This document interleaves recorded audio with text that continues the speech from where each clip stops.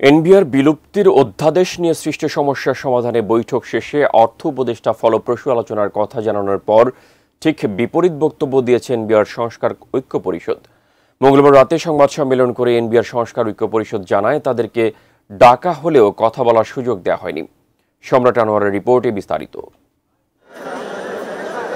জাতীয় রাজস্ব বোর্ড এনবিআরকে রাজস্ব নীতি ও রাজস্ব ব্যবস্থাপনা নামে দুই ভাগ করে 12ই মে অধ্যাদেশ জারি করে অন্তর্বর্তী সরকার।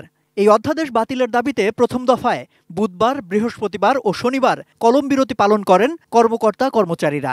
পরে সময় বাড়িয়ে তা চলে সোমবার পর্যন্ত। সমস্যা সমাধানে আলোচনায় বসার ডাক দেন অর্থ উপদেষ্টা ডক্টর সালেউদ্দিন আহমেদ। তাতে সাড়া দিয়ে কর্মসূচি সাময়িক স্থগিতের ঘোষণা দেন আন্দোলনকারী এনবিআর কর্মকর্তা কর্মচারীরা। অর্থ মন্ত্রণালয়ের সম্মেলন কক্ষে মঙ্গলবার এনবিআর কর্মকর্তাদের সাথে বৈঠক করেন অর্থ উপদেষ্টা ডক্টর সালেউদ্দিন আহমেদ। বৈঠক শেষে গণমাধ্যমের কাছে আলোচনা ফলপ্রসূ হয়েছে উল্লেখ করে এনবিআর বিলুপ্তির অধ্যাদেশের কিছু বিষয় সংশোধন করা হবে বলে জানান তিনি। অনেক কাজ আছে, তো সেই সময় আমরা দেখব এটা কতটুকু তাদের সেটা নেওয়া যায়। আমরা বলছি যে প্র্যাকটিক্যাল হিসেবে 10-এর স্বার্থে, দেশের স্বার্থে, দেশের ব্যবসায় একনল হ্যান্ড ওয়াশ 100% প্যারাবেন ফ্রি, তাই নিরাপদ হাতের জন্য আস্থা রাখুন একনলের স্বার্থে।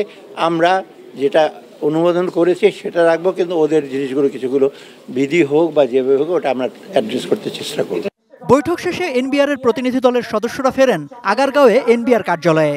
সেখানে গণমাধ্যমের কাছে তারা জানান বৈঠক মোটেও ফলপ্রসূ হয়নি। অর্থ উপদেষ্টা গণমাধ্যমে যে বক্তব্য দিয়েছেন তা একান্তই তার বক্তব্য বলে এ সময় দাবি করে এনবিআর সংস্কার ঐক্য পরিষদ। এই আলোচনাটি ফলপ্রসূ হয়নি। আগামীকাল দুপুর 12টায় জাতীয় রাজস্ব বোর্ডের প্রাঙ্গণে আনুষ্ঠানিক প্রেস ব্রিফিং অনুষ্ঠিত হবে।